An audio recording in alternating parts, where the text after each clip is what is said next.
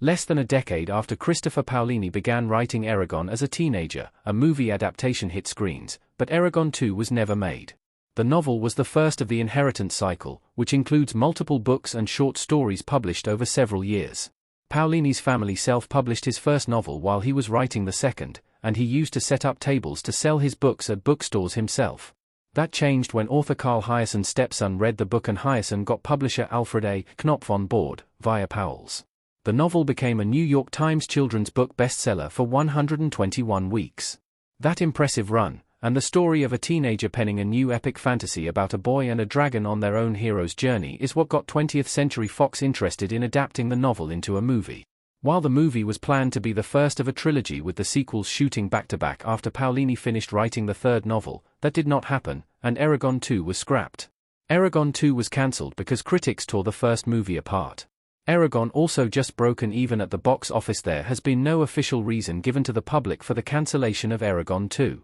Due to how critics, fans, and the general movie audiences reacted to the first movie adaptation, however, it is not difficult to understand why the movie sequels might have been cancelled.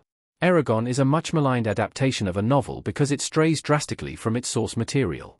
While it's not uncommon for novels and their on-screen adaptations to differ, the differences in Eragon were stark. Characters were removed from the story that would be important in future installments, motivations of characters changed, and the ending fight scene is completely different from the book. All of that drove book fans away.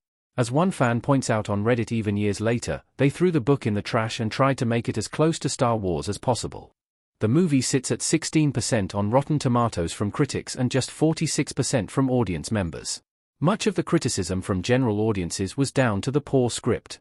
The Seattle Times called the movie lifeless, as did several other outlets. The Hollywood Reporter also said the world of the movie lacked texture or depth, which was a similar complaint from fans of the novel, who did not see the sprawling scenery they were expecting. Not having fans of the source material on board meant that people were not going to see the movie multiple times in theaters and inflate the box office sales like they were for the Harry Potter movie adaptations at the time. That also meant that much of the excitement died down after the first weekend of release. Box office returns dropped by 70% from the opening weekend to the next. When Eragon hit theaters in October of 2006, it was estimated to have been made with a $100 million budget, via Box Office Mojo. With a mix of established actors and relatively unknowns, it's likely a lot of that budget went to visual effects. Some have theorized if the movie had been made just 10 years later, it might have had a better chance with its special effects. It only earned about $75 million back at the US box office, making the rest of its $250 million box office total around the world, via Box Office Mojo. While that total might sound like a lot, general estimates for budgeting in today's movie industry mean it might not have been.